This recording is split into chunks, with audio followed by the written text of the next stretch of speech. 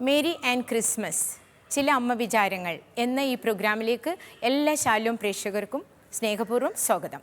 ഈശോയുടെ തിരുപ്പിറവി ആഘോഷിക്കുന്ന ഈ വേളയിൽ ഈശോയെ പോലെ തന്നെ ഏറ്റവും പ്രിയപ്പെട്ടതാണ് നമ്മുടെ അമ്മ.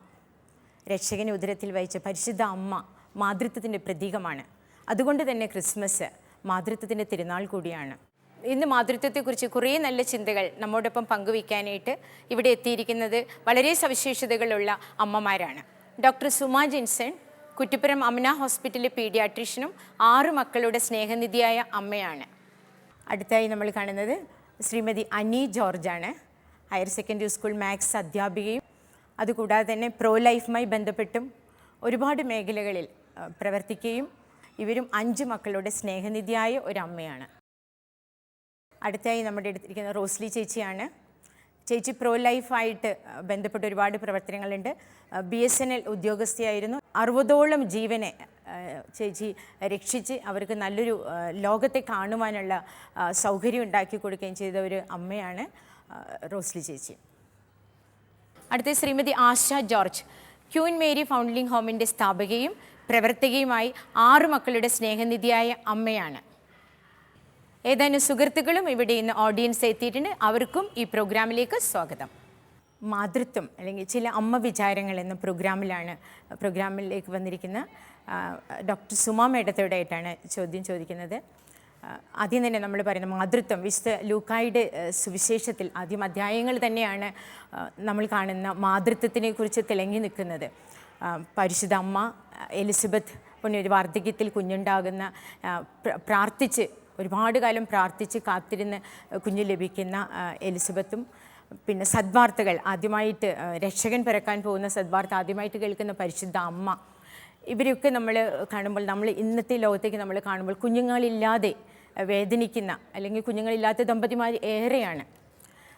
അവർ നോമ്പ് നോറ്റും പ്രാർത്ഥിച്ചും ഒരുപാട് കാലം കാത്തിരുന്ന് കുഞ്ഞിനെ കിട്ടാതാകുന്ന ആ ഒരു സാഹചര്യം, അവിടെ ഉണ്ടാകുന്നവരുടെ വിഷമതകൾ ഇന്നത് ഏറിക്കൊണ്ടിരിക്കുകയാണ്. നമ്മുടെ സമൂഹത്തിൽ വലിയൊരു പ്രശ്നമായി മാറിക്കൊണ്ടിരിക്കുകയാണ്.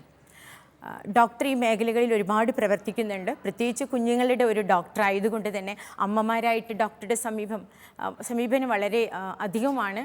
അവരായിട്ടുള്ള ഒരുപാട് ഇടപെടലുകളിൽ കൂടി ഡോക്ടർക്ക് എന്താണ് ഡോക്ടറുടെ അഭിപ്രായം, ഇന്നത്തെ ഈ സാഹചര്യം, ഈ കുഞ്ഞുങ്ങളില്ലാത്ത ദമ്പതികളെക്കുറിച്ചും എന്തെല്ലാം കാരണങ്ങളാണ് കുഞ്ഞുങ്ങളില്ലാതാകുന്നതിൻ്റെ കാരണങ്ങൾ.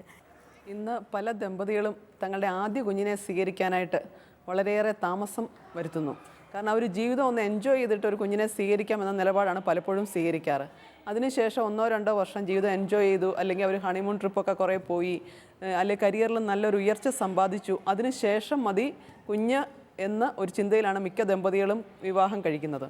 അത് കഴിഞ്ഞ് 2-3 വർഷമായി മക്കളാകുന്നില്ല എന്ന് മനസ്സിലാകുമ്പോഴാണ് അവർ വന്ധ്യതയായി ഇനി കുഞ്ഞിനെ വേണമെന്നുള്ളൊരു ചിന്ത വരാൻ തുടങ്ങുന്നത്. ആ സമയത്തേക്ക് ബന്ധുക്കളും സുഹൃത്തുക്കളും ഒക്കെ ചോദിച്ചു തുടങ്ങും, നിങ്ങൾക്ക് മക്കളായില്ലേ. അപ്പോഴാണ് അവർ കുഞ്ഞിനെ വേണം എന്നുള്ളൊരു ചിന്തയിലേക്ക് കടന്നു വരുന്നത്.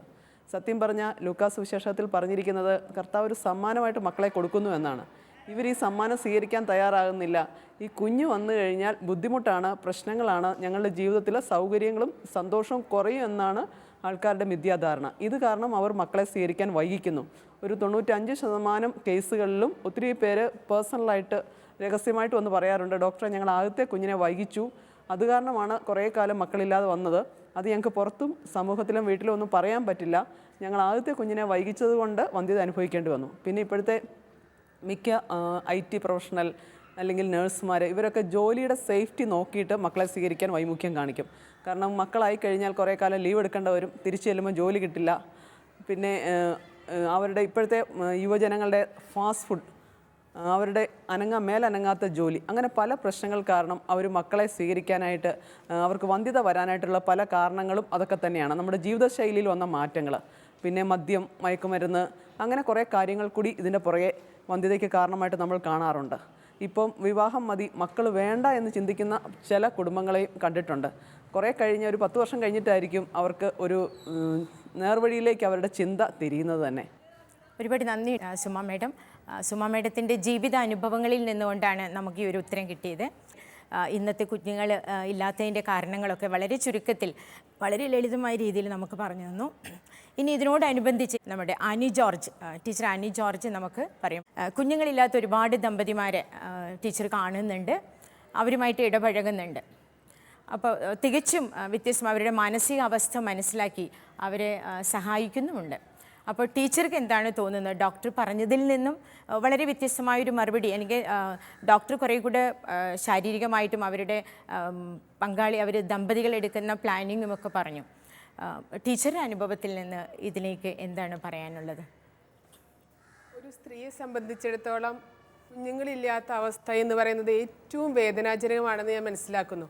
നമ്മൾ ഏതൊക്കെ പൊസിഷൻസ് അലങ്കരിക്കുന്നുണ്ടെങ്കിലും സമൂഹത്തിൽ എത്രയൊക്കെ കാര്യങ്ങൾ നമ്മൾ ചെയ്യുന്നുണ്ടെങ്കിലും കുഞ്ഞുങ്ങളില്ലാത്തൊരവസ്ഥ ഒരു സ്ത്രീക്കും താങ്ങാവുന്നതിൽ ഏറെയാണ്. ഈ കാലഘട്ടത്തിൽ ഒരുപാട് ദമ്പതികളെ, കുഞ്ഞുങ്ങളില്ലാതെ വേദനിക്കുന്ന ഒരുപാട് ദമ്പതികളെ പരിചയപ്പെടാനായിട്ട് ഇടയായിട്ടുണ്ട്. അടുത്ത നാളുകളിൽ എൻ്റെ ഒരു കസിൻ എന്നോട് പങ്കുവയ്ക്കുകയായിരുന്നു, 7 വർഷം കഴിഞ്ഞിട്ടും കുഞ്ഞില്ലാതെ വന്ന ഈ ഒരു അവസ്ഥയിൽ എത്ര നാൾ വേണമെങ്കിലും കാത്തിരിക്കാൻ തയ്യാറാണ്, പക്ഷേ ഒരു കുഞ്ഞുണ്ടാവും എന്നുള്ളൊരു വ്യക്തമായ ബോധ്യം ലഭിച്ചാൽ മതി എന്ന് പങ്കുവയ്ക്കുന്ന ഒരു അനുഭവം ഉണ്ടായി. ഞാൻ ഓർക്കുകയാണ്, ഈ അവസ്ഥയിൽ ഒരു സ്ത്രീയെ സംബന്ധിച്ചിടത്തോളം മാതൃത്വമാണ് ഏറ്റവും മഹനീയമായ വിളി. ആ വിളിയോട് പ്രത്യുത്തിരിക്കുകയാണ് ഓരോ ദമ്പതികളുടെയും കടമ എന്ന് മനസ്സിലാക്കുന്നു. ഇപ്പം ഞാൻ പരിചയപ്പെട്ടതിൽ പലരും ഈ ശാരീരികമായ ബുദ്ധിമുട്ടുകൾ മൂലം കുഞ്ഞുങ്ങളെ ഇല്ലാതിരുന്നൊരവസ്ഥയിലാണ് കണ്ടിട്ടുള്ളത്. ഏറ്റവും അധികമായിട്ട് ഇവരെ മാതൃത്വത്തിലേക്കുള്ള ആ ഒരു വിളി ഇവരുടെ എല്ലാ ദമ്പതിമാരുടെ ഉള്ളിലുണ്ടെന്ന് മനസ്സിലാക്കുന്നു. വളരെ നല്ലൊരു ഉത്തരമാണ് നമുക്ക് കിട്ടിയത്. വീണ്ടും ഞാനൊരു ചോദ്യം ഡോക്ടർ സുമയോട് തന്നെ ചോദിക്കുകയാണ്. അപ്പോൾ ഇന്ന് വർദ്ധിച്ചു വരുന്ന ഇൻഫെർട്ടിലിറ്റി ക്ലിനിക്കുകൾ, നമുക്കറിയാം കുഞ്ഞുങ്ങളില്ലാത്ത ദമ്പതികൾ ഏറെയാണ്, അവരുടെ ദുഃഖം അതുപോലെ തന്നെയാണ് ഇൻഫെർട്ടിലിറ്റി ക്ലിനിക്കുകൾ വർദ്ധിച്ചു വരികയാണ്. ഒരുപാട് രൂപ മുടക്കിയിട്ട് ഈ ട്രീറ്റ്മെൻറ്റിന് പോവുകയും ചിലർക്കൊക്കെ അതിൽ വിജയിക്കാനും ചിലർ പരാജയപ്പെടുകയും ചെയ്യുകയാണ്. ഡോക്ടർക്ക് ഇതിനെക്കുറിച്ച് എന്താണ് പറയാനുള്ളത്?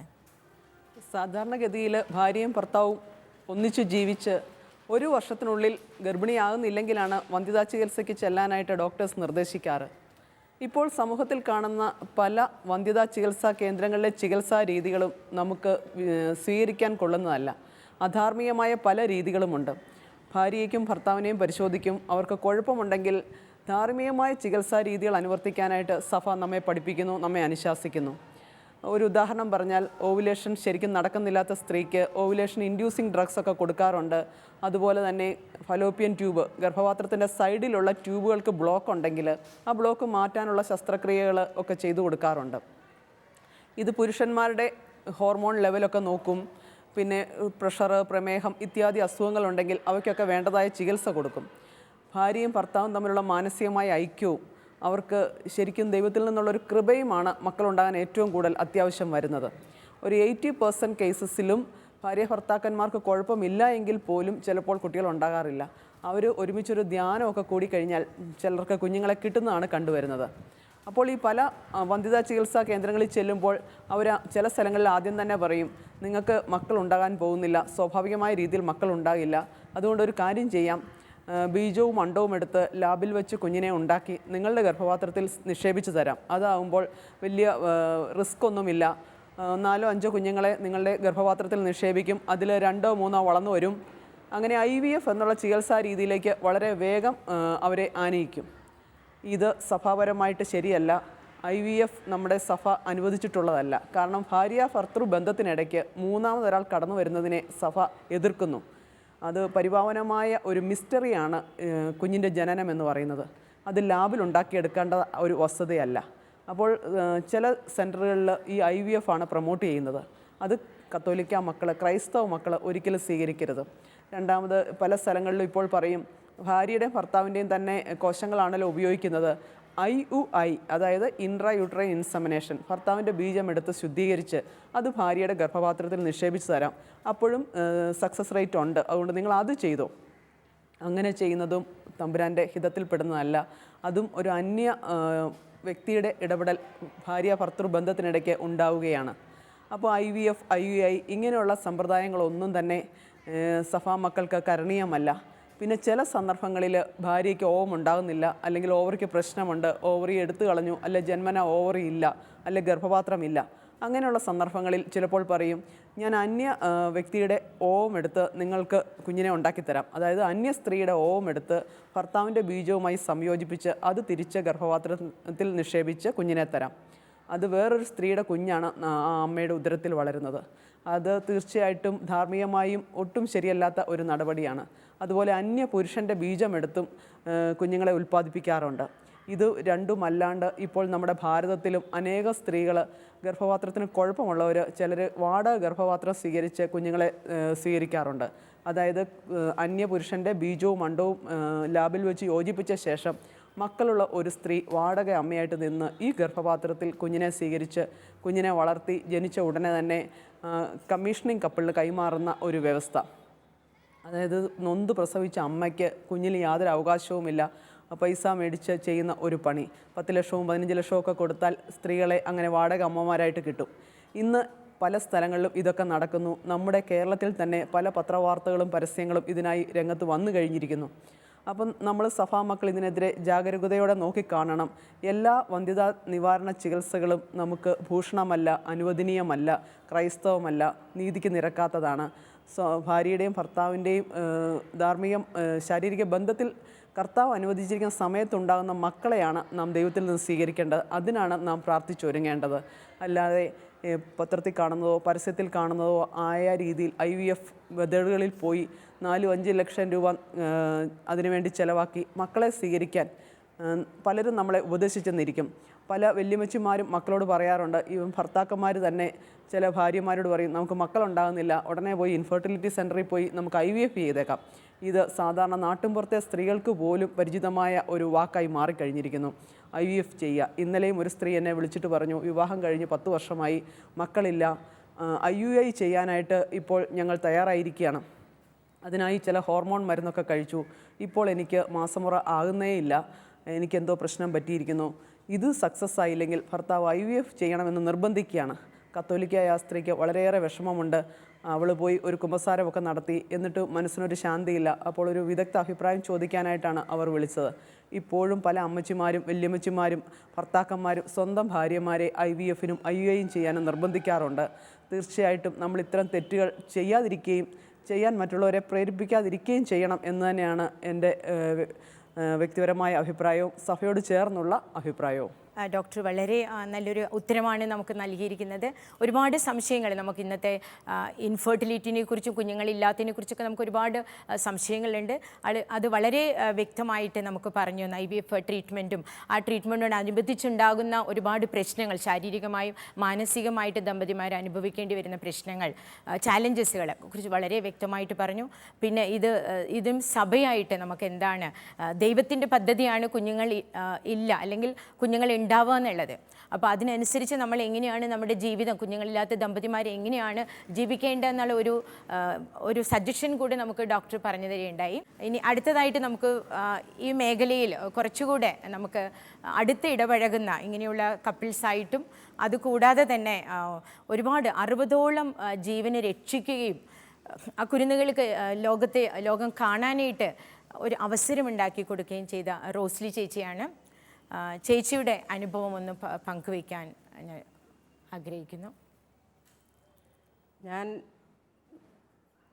അതായത് അൺവാണ്ടഡ് മദേഴ്സ്, അങ്ങനെയുള്ള അബോർഷൻ ചെയ്യാൻ വരുന്ന അമ്മമാരെ കണ്ടെത്തി ആ കുഞ്ഞുങ്ങളെ സ്നേഹിക്കാനും അവരെ സ്വീകരിക്കുവാനുമുള്ള ഒരു മനസ്സ് അവർക്കുണ്ടാക്കി കൊടുത്ത് അവരെ ആ ജീവനെ രക്ഷിക്കുക എന്നുള്ളതായിരുന്നു എൻ്റെ ദൗത്യം.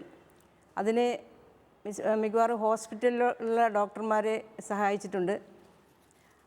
അവരിൽ കൂടെ ഈ കിട്ടുന്ന കുഞ്ഞുങ്ങളെ അവരെ ആദ്യമായി തന്നെ കുഞ്ഞുങ്ങളെ സ്നേഹിക്കാൻ, അവരെ പരിഗണിക്കാൻ, അവരെ സ്വീകരിക്കുവാനുള്ളൊരു മനസ്സ് അവർക്കുണ്ടാക്കി കൊടുക്കുന്നു.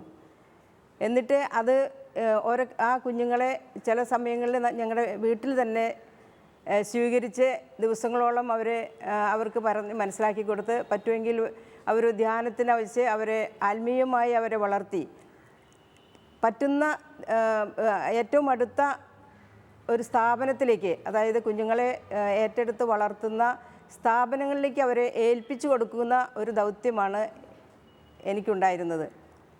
അപ്പോൾ ഏകദേശം ഒരു 60ഓളം കുഞ്ഞുങ്ങളെ ഇതുപോലെ അബോർഷന് കൊണ്ടുവന്ന കുഞ്ഞുങ്ങളെ രക്ഷിക്കാനും അവരെ ഒരു ജീവനിലേക്ക് കൊണ്ടുവരുവാനും എനിക്ക് സാധിച്ചിട്ടുണ്ട്. റോസ്ലി ചേച്ചി പറഞ്ഞ ഉത്തരം വളരെ പ്രസക്തമാണ്. നമുക്ക് ഒരുപാട് കാര്യങ്ങൾ അതിൽ നിന്ന് മനസ്സിലാക്കാൻ പറ്റി. ഇന്ന് സമൂഹത്തിൽ നേരിടുന്ന വലിയൊരു പ്രശ്നമാണ് അൺവെഡ് മദേഴ്സ്. ഇങ്ങനെയുള്ള പെൺകുട്ടികളെ ചേച്ചി സമീപിക്കുകയും അവരെ അബോർഷൻ എന്ന് പറയുന്നതിൽ നിന്ന് പിന്തിരിപ്പിച്ച് അവർക്ക് നല്ലൊരു ജീവിതം കൊടുക്കാനായിട്ട് ചേച്ചിക്ക് സാധിച്ചിട്ടുണ്ട്. അതിൽ വളരെ സംതൃപ്തിയാണ് ചേച്ചി.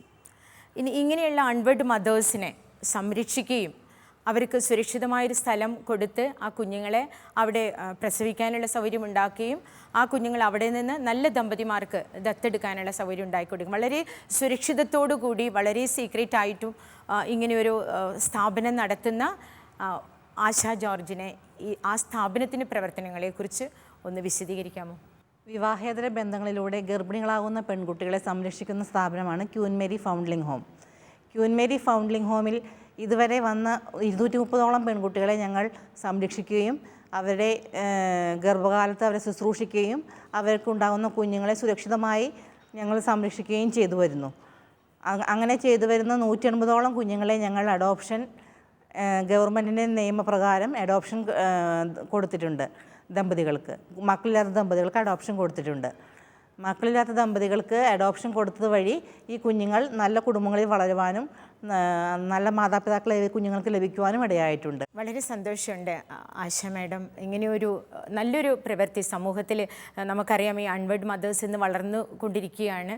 അപ്പോൾ ഇവിടെ ഒരു ആ കുഞ്ഞുങ്ങൾക്ക് അല്ലെങ്കിൽ ഈ പെൺകുട്ടികൾക്ക് നല്ലൊരു സുരക്ഷിതത്വം കൊടുക്കാൻ സാധിക്കുക എന്നുള്ളത് വലുതാണ്. അത് മാത്രമല്ല, ആ കുഞ്ഞുങ്ങളെ അവർക്കുണ്ടാവുന്ന കുട്ടികളെ നമ്മൾ രക്ഷിച്ച് അത് വീണ്ടും ഒരു നല്ല കുടുംബങ്ങളിലേക്ക് അവരെ ദത്തെടുക്കാനായിട്ടുള്ള സൗകര്യം പോലും ഉണ്ടാക്കി കൊടുക്കുന്നുണ്ട്.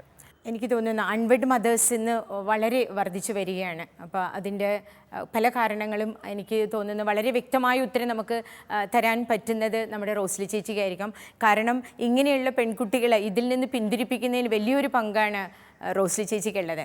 അപ്പോൾ എനിക്ക് തോന്നുന്നു റോസ്ലി ചേച്ചിക്ക് വളരെ നല്ലൊരു ഉത്തരം, അല്ലെങ്കിൽ ഒരുപാട് സംശയങ്ങൾ നമുക്കുണ്ട്. ഇതിനെയൊക്കെ നമ്മൾക്ക് സംശയങ്ങളെയൊക്കെ നല്ലൊരു ഉത്തരം നമുക്ക് തരാനായിട്ട് റോസ്ലി ചേച്ചി കഴിയും. അപ്പോൾ റോസ്ലി ചേച്ചിയെ ഞാൻ ക്ഷണിക്കുകയാണ് ഇതിലേക്ക്. എൻ്റെ കയ്യിൽ കിട്ടിയിട്ടുള്ള ഗർഭിണികളായവർ പലരും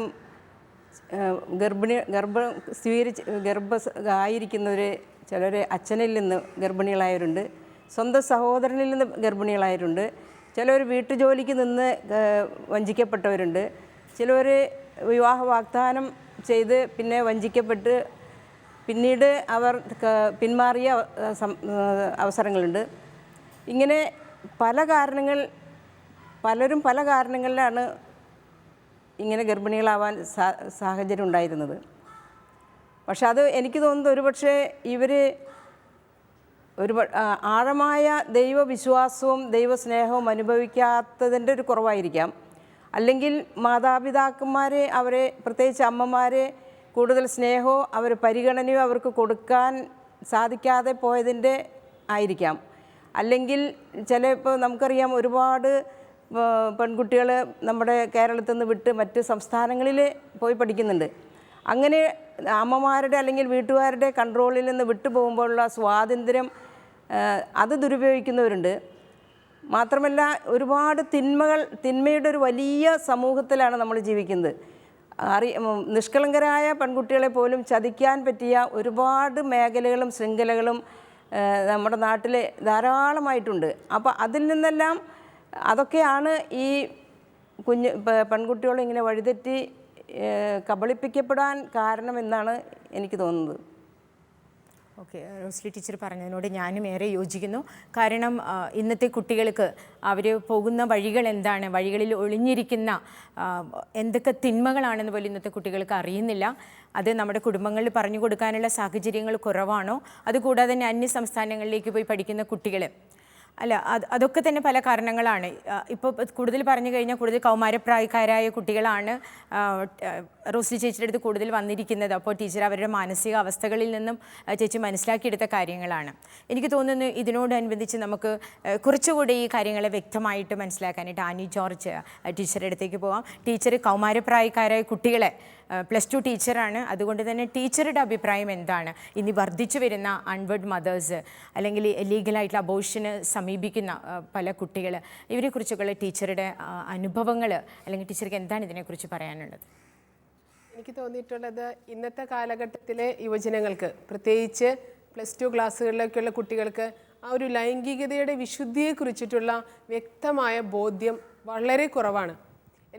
എല്ലാ വർഷവും സെക്കൻഡ് ഇയർ ക്ലാസ്സുകളിൽ ഞാൻ വ്യക്തമായിട്ട് ലൈംഗികതയുടെ പരിശുദ്ധിയെക്കുറിച്ച് അവരോട് സംസാരിക്കാനായിട്ട് അവസരം ലഭിക്കുമ്പോൾ അത് ഉപയോഗപ്പെടുത്താറുണ്ട്. ഇങ്ങനെ പറഞ്ഞു കഴിഞ്ഞിട്ടുള്ള കുട്ടികൾ ഒരു സംഭവം ഞാൻ പെട്ടെന്ന് ഓർക്കുകയാണ്. ആ കുട്ടി എന്നെ ഫോൺ ചെയ്തിട്ട് പറഞ്ഞു, ടീച്ചറെ, ഞാൻ നഴ്സിങ്ങിന് പഠിക്കുന്ന സാഹചര്യത്തിൽ അല്ലെങ്കിൽ ആ കോളേജിൽ വിശുദ്ധിക്കെതിരായിട്ട് പ്രവർത്തിക്കാനുള്ള ഒത്തിരി സാഹചര്യങ്ങൾ എനിക്കുണ്ടായിരുന്നു.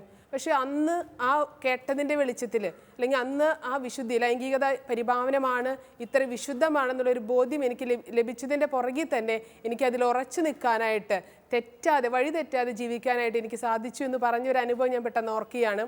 എനിക്ക് തോന്നുന്നു അതിനേക്കാളൊക്കെ ഉപരിയായിട്ട് ഏറ്റവും കുഞ്ഞുങ്ങളെ നല്ലൊരു ഫോർമേഷനിലൂടെ വളർത്തേണ്ട കാലഘട്ടത്തിലാണ് നമ്മളിന്ന് ജീവിക്കുന്നതെന്നാണ് ഞാൻ മനസ്സിലാക്കുക. കുഞ്ഞുനാളിലെ മുതൽ, പ്രത്യേകിച്ച് കുഞ്ഞുങ്ങൾ അമ്മയുടെ ഉദരത്തിൽ ഉരുവാകുന്ന സമയം മുതൽക്ക് അവർക്ക് ആവശ്യമായ വിശ്വാസ പരിശീലനം കൊടുക്കാൻ ഏറ്റവും അധികം സാധിക്കുന്നത് അമ്മയ്ക്കാണ്. അമ്മമാർ കുഞ്ഞുങ്ങൾ ഉദരത്തിൽ വഹിക്കുന്ന സമയത്ത് തന്നെ, കഴിഞ്ഞ ദിവസങ്ങളിൽ ഞാൻ വായിക്കുകയായിരുന്നു, അമ്മയുടെ ശബ്ദമാണ് ഒരു കുഞ്ഞ് ഉദരത്തിലായിരിക്കുമ്പോൾ പോലും ഏറ്റവും അധികം തിരിച്ചറിയുന്ന ശബ്ദം. അപ്പോൾ ആ കുഞ്ഞുങ്ങളെ ഏറ്റവും പരിശുദ്ധിയിലും അല്ലെങ്കിൽ വിശുദ്ധിയിലും വിശ്വാസത്തിലും അമ്മയുടെ ഉദരത്തിലായിരിക്കുന്ന സമയത്തെ കൊടുക്കുന്ന ഫോർമേഷൻ ജീവിതത്തിൽ ഒരിക്കലും നഷ്ടപ്പെട്ടു പോകില്ല എന്ന് തോന്നുന്നു. നമുക്കറിയാം, അടുപ്പൊക്കെ കത്തിക്കുമ്പോൾ കനലുണ്ടാവും. കനലിൻ്റെ മീതെ ചാരം മൂടിക്കിടന്നാലും ഈ ചാരം ഒന്ന് ഊതിക്കഴിഞ്ഞാൽ ആ കനൽ അവിടെ അടിയിൽ നമുക്ക് കാണാം. അപ്പോൾ ജീവിത സാഹചര്യങ്ങളിൽ പെട്ട് എന്തൊക്കെ ചാരം അവരുടെ മേൽ വന്ന് മൂടിപ്പോയാലും ഈ നമ്മൾ കുഞ്ഞുനാളിലെ കൊടുത്ത ആ വിശ്വാസവും ആ വിശുദ്ധിയെക്കുറിച്ചുള്ള ആഴമായ ബോധ്യവും ഒരു കനൽ പോലെ അവരുടെ ഉള്ളിലുണ്ടെങ്കിൽ ഏതൊക്കെ സാഹചര്യങ്ങളിൽ പോയാലും അവർ വഴിതെറ്റാതെ ജീവിക്കാനും തിന്മ നന്മ ഏതാണെന്ന് വ്യക്തമായിട്ട് വേർതിരിച്ചറിയുവാനും അവർക്ക് സാധിക്കുമെന്നാണ് എനിക്ക് തോന്നുക. ടീച്ചറുടെ അഭിപ്രായത്തോട് ഞാൻ യോജിക്കുന്നു. പ്രേക്ഷകരായി നമ്മൾ എല്ലാവരും തന്നെ അത് യോജിക്കുന്നുണ്ട്. കാരണം കുടുംബം, അവിടെയാണ് ഒരു കുഞ്ഞ് വളർന്ന് വീഴുന്നതും അവിടെ നിന്നാണ് വിശുദ്ധി, പരിശുദ്ധി, വിശ്വസ്തത ഇതൊക്കെ നമ്മൾ പഠിച്ചുകൊണ്ട് വരുന്നത്. അവിടെ ഏറ്റവും വലിയ റോളാണ് അമ്മയ്ക്ക്. അതാണ് അമ്മയുടെ റോൾ എന്താണ്? അമ്മയിൽ നിന്നാണ് ഒരു കുഞ്ഞ് ഏറ്റവും നല്ല ശീലങ്ങൾ, മൂല്യങ്ങളൊക്കെ പഠിച്ചെടുക്കുന്നത്. അതുതന്നെയാണ് അവരുടെ ജീവിതകാലം മുഴുവനും അത് അവർ കൊണ്ട് നടക്കുന്നതും. കൂടുതലായിട്ട് നമുക്ക് ഓഡിയൻസിൽ ഒരു അമ്മ ഇരിക്കുന്നുണ്ട്, ബീന അഗസ്റ്റിൻ. മക്കളെ വിശുദ്ധിയിലും വിശ്വസ്തതയിലും വളർത്തുക എന്നുള്ളതിനെക്കുറിച്ചും അതിൻ്റെ ഒരു പര്യായമാണ്. കാരണം ബീന മാഡത്തിനുണ്ടായ 3 മക്കളിൽ 2 മക്കളെ വൈദികരായിട്ട് ദൈവത്തിന് സമർപ്പിക്കുകയും ചെയ്ത ആ ഒരു അമ്മയുടെ അനുഭവം നമ്മൾക്കിവിടെ ഷെയർ ചെയ്യാം. ദൈവം അമ്മയ്ക്ക് ദാനമായി നൽകുന്ന വലിയൊരു സമ്മാനമാണ് നമ്മുടെ കുഞ്ഞുമക്കൾ. സമ്മാനം കിട്ടിയാൽ അതിനോട് എല്ലാവർക്കും വലിയ സന്തോഷമായിരിക്കും. എത്ര കുഞ്ഞു സമ്മാനമായാലും അത് വളരെ ശ്രദ്ധാപൂർവം സൂക്ഷിച്ചു വയ്ക്കുന്ന ഒരു സ്വഭാവമാണ് എല്ലാവർക്കും ഉള്ളത്. അപ്പോൾ ഈ സമ്മാനം ഒരു കേടും വരരുത്, ഒരു പോറൽ പോലും അതിനെ ഏൽക്കരുത് എന്ന് നമ്മൾ ചിന്തിക്കാറുണ്ട്. അപ്പോൾ വലിയൊരു സമ്മാനമാണ് ദൈവം നമ്മളെ ഏൽപ്പിച്ചിരിക്കുന്നത്. ഈ സമ്മാനത്തിന് ഒരു അമ്മ എന്ന നിലയിൽ യാതൊരുവിധ പോറലും ഏൽക്കാതെ സംരക്ഷണം ആവശ്യമുണ്ട്. ഒരമ്മ എന്ന നിലയിൽ ഗർഭസ്ഥാവസ്ഥയിലായിരിക്കുമ്പോൾ തന്നെ നമുക്ക് ശ്രദ്ധിക്കാൻ പറ്റും. നമ്മുടെ ചുറ്റുപാടുകളിലുള്ള പലരും അവരുടെ സംസാരങ്ങൾ നമുക്കതിൽ നിന്ന് ഒഴിയാൻ പറ്റും. ചില അശ്ലീലമായിട്ടുള്ള തമാശകൾ പറഞ്ഞു ചിരിക്കുന്നവർ, നമ്മൾ അതോടൊപ്പം ചേരുമ്പോൾ നമ്മുടെ ഗർഭസ്ഥാവസ്ഥയിലുള്ള ആ കുഞ്ഞും ഇത് കേട്ട് രസിക്കുകയായിരിക്കും. ഇതോടൊപ്പം ഏറ്റവും അധികമായിട്ട് നമ്മൾ മക്കൾക്ക് വേണ്ടി സമ്പാദിക്കുകയല്ല വേണ്ടത്, പ്രാർത്ഥിക്കുകയാണ് വേണ്ടത്. എത്രത്തോളം പ്രാർത്ഥിക്കാൻ സാധിക്കുമോ അത്രയധികം പ്രാർത്ഥിക്കുക. യാതൊരു ബുദ്ധിമുട്ടുമില്ലാത്ത കാര്യമാണ്. വളരെ സ്വാർത്ഥതയോടെ തന്നെ പ്രാർത്ഥിക്കുക. എൻ്റെ മക്കൾ വിശുദ്ധിയിൽ ദൈവത്തിൻ്റെയും മനുഷ്യരുടെയും മുമ്പിലായിരിക്കണം എന്നുള്ള ആ നിർബന്ധ ബുദ്ധിയോടെ, ഏറ്റവും വിശുദ്ധി നമ്മുടെ മക്കൾക്കായിരിക്കണം എന്നുള്ള വിശുദ്ധി, ആ നല്ല വിചാരത്തോടെ കൂടുതലായി പ്രാർത്ഥിക്കുമ്പോൾ തമ്പുരാൻ നമ്മുടെ മക്കളെ അതിലേക്ക് തന്നെ കൊണ്ടുവരും എന്നുള്ളതാണ് എൻ്റെ വിശ്വാസം. പിന്നെ പ്രാർത്ഥനയിൽ നമ്മൾ തന്നെ ആയിരിക്കണം അവർക്ക് മാതൃക. ദിവ്യബലിയും മറ്റ് പ്രാർത്ഥനകളും ഓരോ സംരംഭത്തിനിറങ്ങുമ്പോഴും കർത്താവിൻ്റെ പ്രത്യേക സംരക്ഷണത്തിനായിട്ടുള്ള പ്രാർത്ഥനയും നമ്മളവിടെ കുഞ്ഞ് ചെറുപ്പം മുതലേ അവർ ശീലിപ്പിച്ചു കഴിഞ്ഞാൽ പിന്നെ അവരത് ഏത് സാഹചര്യത്തിലായിരുന്നാലും അത് ശീലിച്ചിരിക്കും.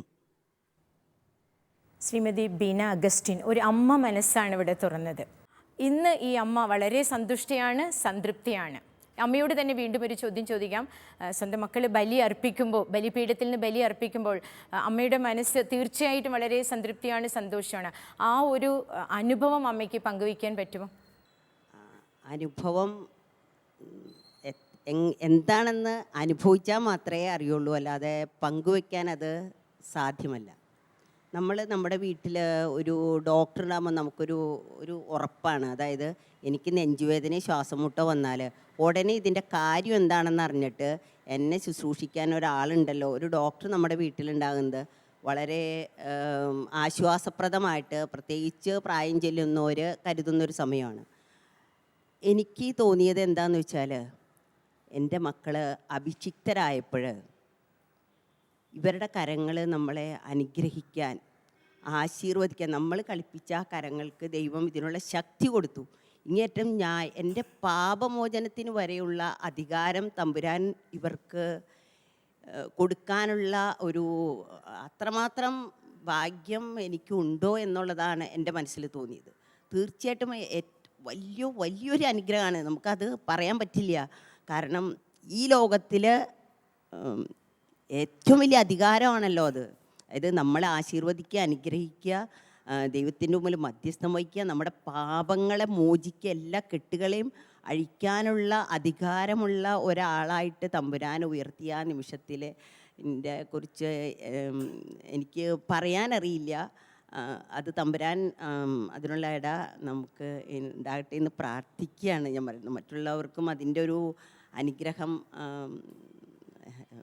ആനന്ദം കിട്ടട്ടെ എന്ന് ഞാൻ പ്രാർത്ഥിക്കുന്നു. പറയുന്നത് പോലെ സകല തലമുറകളും നിന്നെ ഭാഗ്യവതി എന്ന് പ്രകീർത്തിക്കട്ടെ എന്ന് പറഞ്ഞതുപോലെ തന്നെ ഈ അമ്മയുടെ വാക്കുകളിൽ എന്ന് പറയാം, അമ്മ എങ്ങനെയാണോ തൻ്റെ കുഞ്ഞുമക്കളെ ഒരു വീഴ്ചയും ഒരു തെറ്റ് കേടുപാട് കൂടാതെ അവരെ വളർത്തിയെടുക്കാൻ ഈ അമ്മ പ്രാർത്ഥിച്ചത്, ആ പ്രാർത്ഥനയുടെ ശക്തിയെക്കുറിച്ച് നമ്മളോട് ഷെയർ ചെയ്തു. ഇപ്പോൾ അമ്മയ്ക്ക് വേണ്ടി പ്രാർത്ഥിക്കുന്ന 2 മക്കൾ, അതാണ് ഇവിടെ നമുക്ക് കാണാൻ കഴിഞ്ഞത്. ഈ അമ്മയിൽ നിന്ന് നമുക്ക് ഒരുപാട് കാര്യങ്ങൾ നമുക്ക് മനസ്സിലാക്കാൻ കഴിയും. ഇന്നത്തെ അമ്മമാർ ശ്രദ്ധിക്കേണ്ട, മക്കളെ എങ്ങനെ വിശുദ്ധിയിലും പരിശുദ്ധിയിലും വിശ്വസ്തതയിലും നമുക്ക് വളർത്തിക്കൊണ്ടുവരാമെന്നുള്ള ഒരു പാഠവും കൂടിയാണ് ഈ അമ്മ നമുക്ക് തന്നത്. മാതൃത്വത്തെക്കുറിച്ച് എത്ര പറഞ്ഞാലും തീരുകയില്ല അല്ലേ? ഈ എപ്പിസോഡ് ഇവിടെ അവസാനിക്കുകയാണ്. ചില അമ്മ വിചാരങ്ങളുമായി വീണ്ടും നമുക്ക് ഒത്തുചേരാം. Good bye.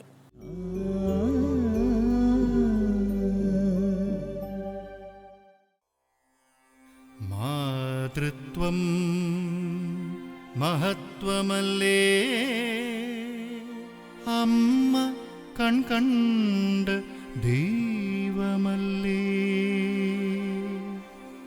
ഉദരത്തിൽ ഉരുവാകും ഓരോ ജീവനും ഒരു കോടി അനുഗ്രഹ നിർജ്ജരി, ഒരു കോടി അനുഗ്രഹ നിർജ്ജരി.